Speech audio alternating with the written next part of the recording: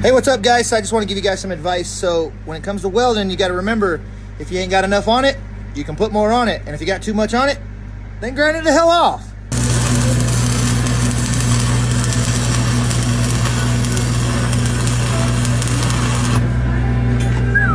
Fix it.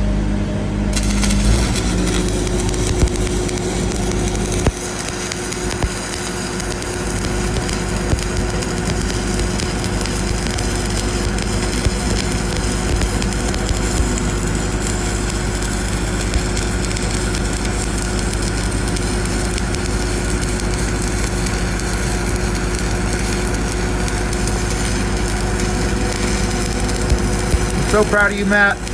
That is looking killer, bro.